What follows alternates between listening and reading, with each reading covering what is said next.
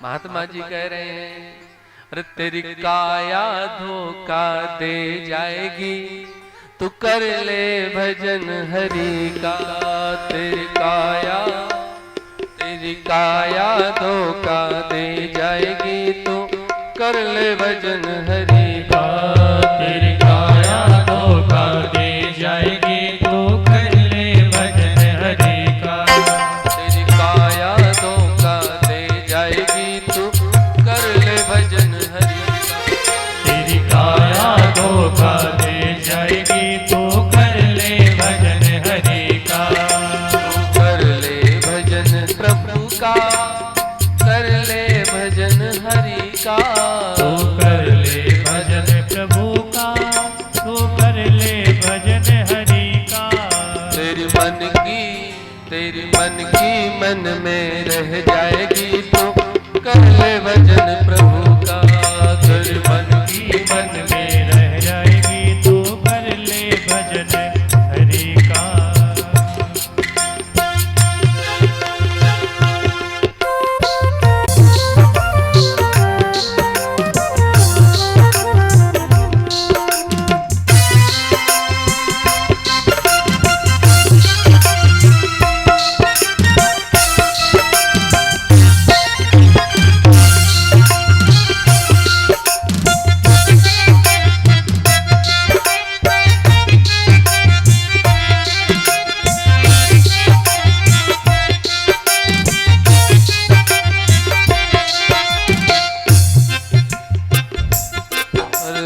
जोड़ जोड़ जो रखी माया, जोड़ जोड़ जो रखी माया, जोड़ जो रखी माया, जोड़ जोड़ जो रखी माया।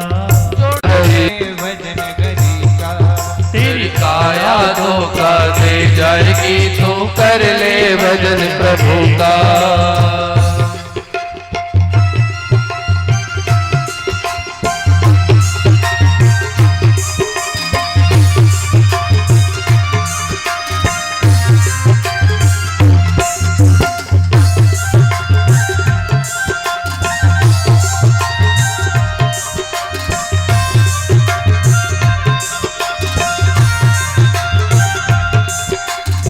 छाया सदा रहे ना यौवन छाया। मिट्टी की ये तेरी काया, मिट्टी की ये तेरी काया, मिट्टी की ये तेरी काया। मिट्टी की ये तेरी काया। ये तो पल भर में ही ये तो पल भर में ही ढह जाएगी भजन प्रभु का। तू कर ले भजन हरि का। तू कर ले भजन प्रभु का। तू कर ले भजन हरि का। तू कर ले भजन प्रभु का। बोलिए भक्त वत्सल भगवान की। महात्मा जी आत्मदेव जी महाराज को समझा रहे हैं, हे ब्राह्मण देव, संसार में कोई अपना है नहीं। क्या बेटा, क्या बिटिया, अरे ये तो रक्त मांस की पेटी, चाम में लपेटी, कोई बनी पेटी, चाम में लपेटी, कोई बना बेटा और कोई बनी बेटी। कोई किसी का नहीं महाराज, कहते हैं लोग मेरा है, मेरा है। माँ तू कहे मोरो पूत सपूत, माँ कहती मेरा पूत है।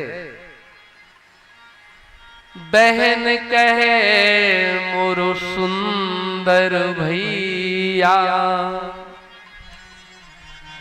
तात कहे मेरो है कुल दीपक, लोक में लाज और धीर बंधैया।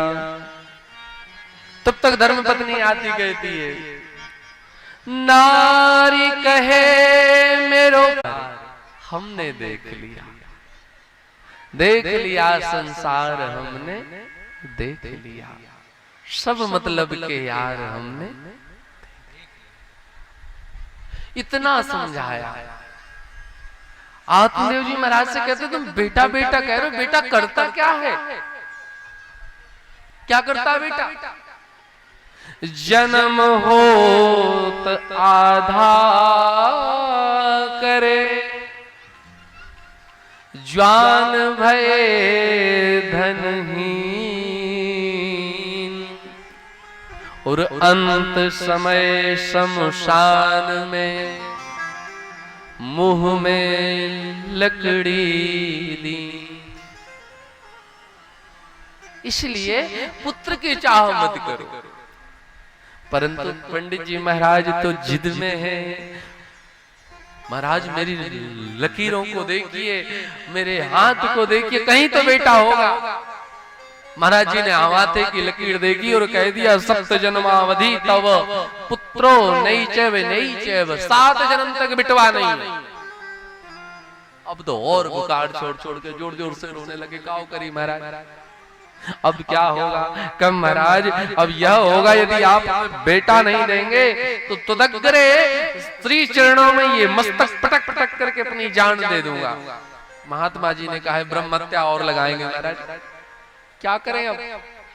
तब एक फल दे दिया और फल जा करके कहा पत्नी को खिला देना, आपके घर में संतति हो जाएगी।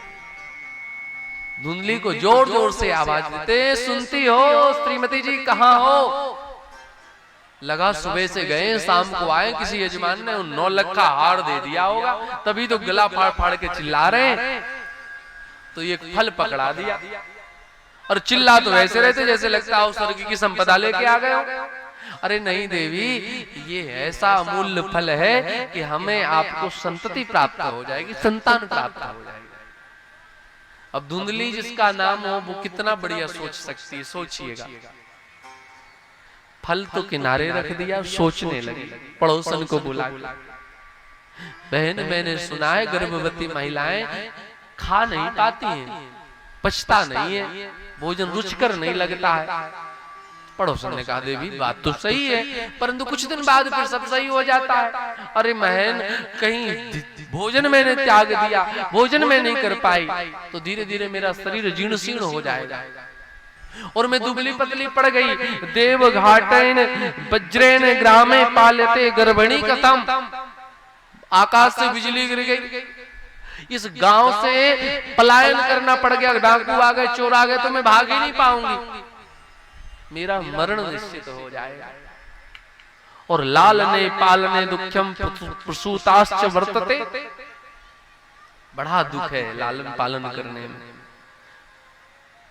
पड़ोसन ने कहा बहन खाना हो खाओ, ना खाना हो ना खाओ, तुम्हारे इतने प्रश्नों के उत्तर देते थे मेरा तो दिमाग थक गया।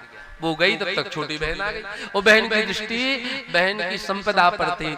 देवी खावे पहरे ढूंढते ये जोगी अवधूत, और कबहू फलन के खानते होत ना देखे पूत। फल खाने से कहीं बेटा होता है? बाबा बैरागियों के चक्कर में तुम भी पड़ी हो।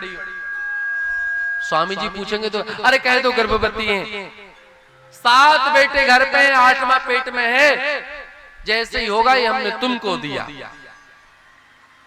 ऐसा मिथ्या भाषण करके अपने पति से धीरे को पुत्र की प्राप्ति हुई। आत्मदेव के धर्म पत्नी को धुंधली को ला करके प्रदान किया और नगाड़े बजने लगे, ढोल बजने लगे। तो महाराज घर में आत्मदेव के यहाँ बिटवा हुआ है, खूब आनंद उत्सव मनाया जा रहा था। वो फल को क्या की थी धुंधली, खूंटे पे बंधी हुई वो 7 वर्ष की गाय को खिला दी थी, जिसको बाछा बच्चियां नहीं थे। तो आज उसके यहाँ पर भी एक पुत्र का जन्म हुआ है। सर्वांग शरीर तो मनुष्य जैसा है, कान गाय के समान है, इसलिए इनका नाम पड़ा श्री गोकर्ण जी महाराज। बोलिए गोकर्ण जी महाराज की। गोकर्ण जी महाराज सर्वांग सुंदरम दिव्यम निर्मलम कनक प्रभम, सर्वांग सुंदर है। पुत्र का नामकरण हुआ है तो कहे इसका नाम गोकर्ण रखा है। तो धुंधली को जो बेटा हुआ है इसका भी नाम रख देते हैं। मेरा नाम आत्मदेव है, इसका नाम परमात्मा देव रखते हैं। धुंधली ने कहा अच्छा जी, 9 महीना पेट में हम रखें, प्रसव पीड़ा हम सहें और नामकरण की बारी आए तो अपने नाम पर रखिएगा। तो पत्नी की बात सुन के पंडित जी कहते देवी आप ही बताओ। तो मेरा नाम धुंधली और मेरे बेटे का नाम होगा धुंधकारी। तो एक हुआ कुख्यात और एक हुए विख्यात। कौन? कहे गौकर्णो पंडितो ज्ञानी धुंधकारी महाखल। खल हुआ। खलकार जो खूब खाए और खूब लड़े वो खल। सरवस अपनो बिगाड़ सरधर जमदूत मार। खल कैसे है? सब कुछ अपना बिगड़ जाए परंतु सामने वाले का आधा ही बिगड़ जाए इतने में ही संतुष्ट हो जाते। इसलिए गोस्वामी जी कहते हैं खल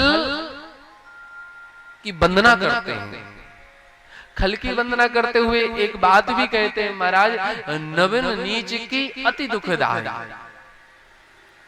नीच व्यक्ति झुक रहा है तो ये अति दुखदाई होगा। कैसे? महाराज उरग स्वाप जनु।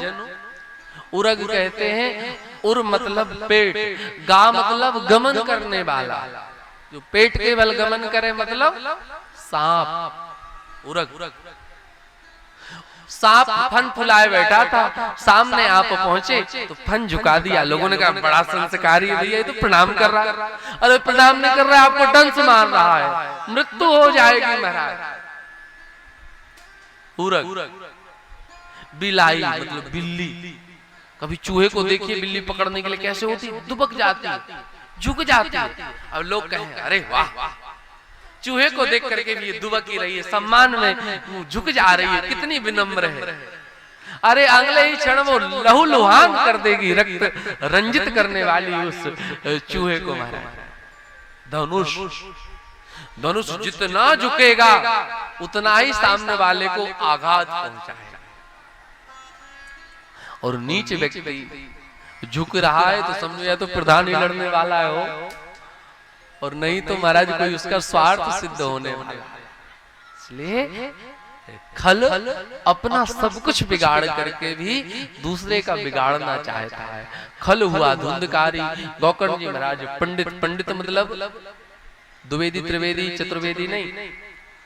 पंडित कौन? पंडित वह जो सत असत विवेचनी बुद्धि, अस पंडा बुद्धि। ये सत है ये असत है, इसका जो विवेचन करे ऐसी बुद्धि का नाम है पंडा बुद्धि। और ये बुद्धि जिसके अंदर है सा अस्त संजाता सा पंडिता।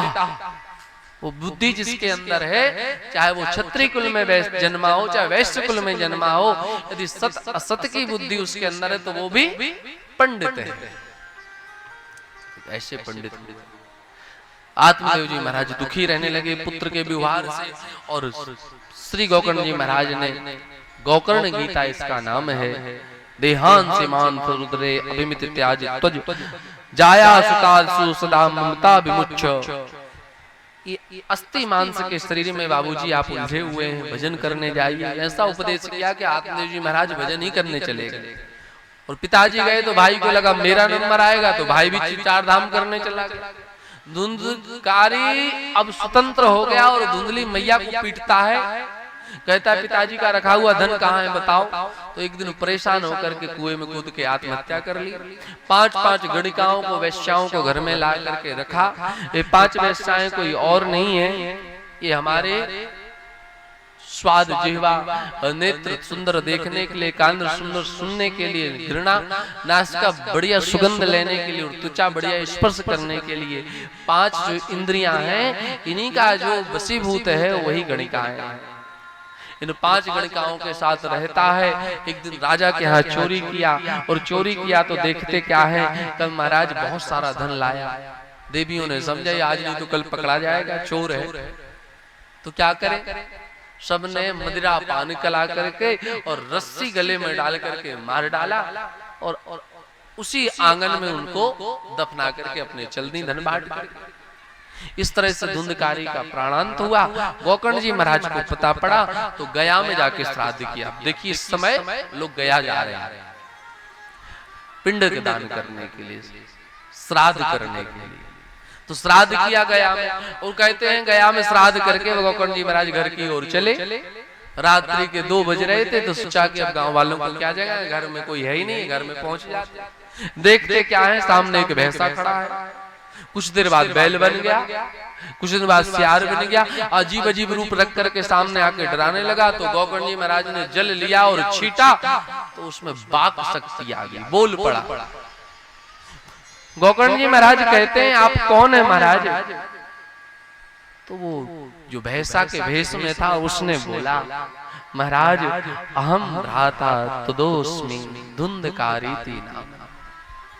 हे गोकर्ण भैया, मैं आपका छोटा अनुज धुंधकारी हूं। गोकर्ण जी कहते हैं आपके लिए मैंने गया में श्राद्ध किया है, तब भी आपका मोक्ष नहीं हुआ, तब भी आपकी मुक्ति नहीं हुई। तदर्थम तू गया पिंडो मया दत्तो विधानता, विधि विधान से पिंडदान किया है। धुंधकारी ने जो बात कही, गोकर्ण जी से कहते हैं गया श्राद्ध सतेनापि मुक्तिर्मेव न भविष्यति। एक श्राद्ध नहीं, आप 100 श्राद्ध कर लीजिएगा, 100 श्राद्ध करने के बाद भी मेरी मुक्ति संभव नहीं है महाराज। अब तो कोई और दूसरा उपाय खोजिए, मैं तगड़ा वाला हूं, अव्वल दर्जे का पापी हूं, मामूली पापी नहीं हूं। चिंतित हो गए गोकर्ण, अभी जाओ भ्राता, और रात्रि भर सो नहीं पाए। सुबह जैसे सूर्य नारायण को अर्घ दे रहे थे और भगवान सूर्य नारायण से प्रार्थना की, तुभ्यम नमो जगत साक्षिण ब्रूहि मुक्ति हेतुकम। हे प्रभु, हे भुवन भास्कर, कृपा करिए नाथ, मेरे भाई की मुक्ति का रास्ता बताइए। तो सूर्य नारायण भगवान रथ रोक करके गोकर्ण जी महाराज को बता रहे हैं कि श्रीमद् भागवतान मुक्ति सप्ताह वाचनम कुरु। तुम्हारे भाई की मुक्ति एक ही तरीके से हो सकती है, वह उपाय है श्रीमद् भागवत कथा का सप्ताह वाचन करो। तो बताओ भैया, इस श्राद्ध पक्ष में इससे अच्छा पितरों के निमित्तार्थ और क्या हो सकता है? इतना सुंदर कार्य परिवार ने, बच्चों ने, सबने सोचा, कितनी बढ़िया बात है। तो गोकर्ण जी महाराज ने श्राद्ध करने के पूर्व श्रीमद् भागवत कथा का रसस्वादन किया। 7 गांठ के बांस में धुंधकारी बैठा है और कहते हैं महाराज एक दिन पहली गांठ शब्द रूपी टूटी, दूसरी बात रस रूप रूपी, तीसरी रस, चौथी स्पर्श, 5वीं गंध, 6वीं राग और 7वें दिन द्वेष रूपी फटी। और उस बांस में से दिव्य एक लक्षण रूप धारण करके सामने भगवान के पार्षद के भेष में आया और प्रणाम करने लगा गोकर्ण जी महाराज को। हे भैया, आपके कारण मैं प्रेत योनि से मुक्त होकर के देव योनि में पहुंच गया और विमान लेने के लिए आया। विमान लेकर के जाने लगा तो गोकर्ण जी ने पूछा, इतने श्रोता थे, एक के लिए विमान लाए, उन सबके लिए काहे नहीं लाए? महाराज श्रवण विवेक, सुनने में इन्होंने लापरवाही की है। किसी को अपनी बछिया, किसी को अपनी भैंसिया, किसी को अपनी गैया, किसी को अपने बच्चे याद आ रहे थे, तो ध्यान से नहीं सुने, इसलिए इनके लिए रथ नहीं आया, विमान नहीं आया। अब क्या करें? गोकर्ण जी ने कहा, चिंता मत करो, मैं फिर से भागवत कथा करूंगा। और भागवत कथा अब की बार की, और अब की बार कथा की तो कहते हैं महाराज श्रवण इतने भाव से लोगों ने किया कि अयोध्यावासिनः पूर्वम यथा रामेण संगतः तथा कृष्णेन ते नीता गोलोकम योगी दुर्लभम। जैसे राम जी के साथ अयोध्यावासी चले गए, कृष्ण के साथ में सभी लोग गोलोक चले गए, ऐसे गोकर्ण जी के साथ में पूरे श्रोता समुदाय वैकुंठ की यात्रा पर चले गए। अब कल से इसलिए मत आ जाना कि महाराज अभी हमें बिटिया का विवाह करना, वैकुंठ नहीं जाना है। हाँ, ऐसा भी सोच सकते हैं। ऐसा भाव भगवान बना दे, कृपा होगी, बनता नहीं है। 3 घंटे में 300 मिनट मन से सुन लिए हो तो ठाकुर जी की कृपा है। कभी मच्छर काट रहा है, कभी पैर दर्द हो रहा है, कभी सिर दर्द हो रहा है। ये कथा सुनने में कुछ सावधानियां हैं, विधि है। अब इसको श्रवण कर लेंगे, 2 मिनट लगेगा बस, फिर आरती की ओर हम लोग चलेंगे। वक्ता के लिए और श्रोता के लिए, दोनों के लिए नियम है। तो पहले हम अपने आप से शुरू करते हैं, हमें क्या करना, वक्ता में क्या विशेषता होनी चाहिए। विरक्तो वैष्णवो विप्रो वेद शास्त्र विशुद्धिकृत। कह महाराज वैष्णव हो, वैष्णव किसे कहते हैं? आपकी भाषा में कान फूकवा लो भैया, चेला बन जाओ, गुरुजी मंत्र दे दे। तो वैष्णव वो जो कंठी लेके चंदन लगाता है वो वैष्णव। ये तो गुरुदेव की कृपा है, वैष्णव हम दीक्षा हमको मिली है। वैष्णव विप्रो, ये कुल में जन्म मिला है विप्र में। वेद शास्त्र विशुद्ध कृत, शास्त्र का उच्चारण विशुद्ध रूप से करने वाले। और दृष्टांत कुशलो धीरो वक्ता कार्या, ये दृष्टांत देने में कुशल हो और वाक्य गागर में सागर भरने वाले हो, ऐसा वक्ता चाहिए। वक्ता के लिए इतना ही। श्रोता के लिए क्या क्या है उसको भी सुन लीजिए। श्रोता के लिए महाराज कथा सन्मुख बैठ के सुनी जाए, मंच के पीछे मंच से ऊंचे नहीं सुननी चाहिए। कथा में दरिद्रासन में नहीं बैठना चाहिए, दोनों घुटनों को मोड़ के हाथ ऐसे बंद कर लेते हैं, ये नहीं करना, ये दरिद्रासन है। नारायण भी शासन में बैठे तो लक्ष्मी जी चली जाएंगे, तो दरिद्रासन में नहीं बैठना। दूसरा, ध्यान से कथा सुनना। कथा सुनकर के किसी की निंदा स्तुति नहीं करना है। स्तुति कर सकते, निंदा नहीं करना है, झूठ नहीं बोलना, सत्य नहीं भाषण करना। और महाराज सब तो सही है, इसकी व्यवस्था क्या है ये बता दीजिए। महाराज 7 दिन तक घी का पान करिए श्रोता लोग, सभी लोग अब और 1-1 लीटर रोज पीजिए। अन्न नहीं पाना है, चाय नहीं पीना, दूध दही घी कुछ नहीं खाना। महाराज रोटी में घी लगता है सो तो पछता नहीं है, घी पी के कैसे रहे? तो कह महाराज दूध पी के रहिए 7 दिन। महाराज ये भी संभव नहीं है, दूध पी करके रहना संभव नहीं है। तो कह महाराज फलहार करिए, फलों का आहार। कह महाराज ये भी संभव नहीं, थोड़ी ढील और दीजिए, बीपी शुगर बहुत हो गया, दवाई खा ली। तो कह महाराज ये नहीं कर सकते हो तो कम से कम फलिहार करिए, कुट्टू का आटा, दलिया इत्यादि। महाराज अब थोड़ी और दे ही देते छूट तो ज्यादा अच्छा था। तो कहे भोजनम तो वरम मन्ने कथा विघ्न करो यदि। भोजन तब मना है जब कथा में नींद आ रही हो, सुस्ती आ रही हो, तब के लिए मना है। नहीं तो 5 बार पाओ तब भी कोई बात नहीं है, बस भगवान की कथा में आलस प्रमाद नहीं होना चाहिए। ठीक है, ये श्रोता के नियम है। श्रोता वक्ता के पहले आ जाना चाहिए, वक्ता को इंतजार नहीं कराना चाहिए। श्रोता के कुछ और नियम हैं, इनको हम लोग और दिनों में भी बताते रहेंगे। आज की कथा महात्मा तक की कथा का होता है, यहाँ तक हम लोगों ने कथा पहुंचा दी है।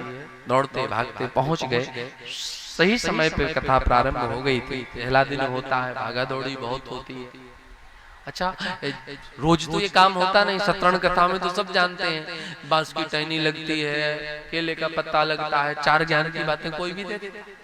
अब भागवत में क्या करें? तो महाराज अब आप ही बताओ, महाराज का काम क्या है? आज यहाँ है, कल दूसरी जगह शुरू है।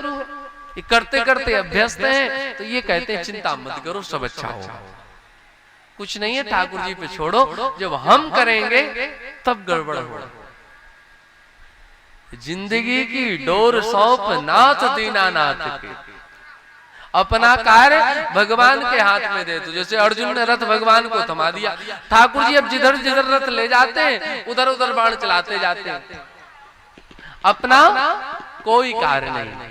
ऐसे ही अपने मन भवन में इस बात को पूरा परिवार मान ले कि ठाकुर जी आपकी कृपा करुणा हुई है, हमारा सामने नहीं है कितना बड़ा इतना सुंदर आयोजन कराएं नाथ, ये आपकी कृपा से है और आपकी कृपा के कारण ही ये यज्ञ इतना हम आपके बल पर कर रहे हैं नाथ, आप कृपा करिए।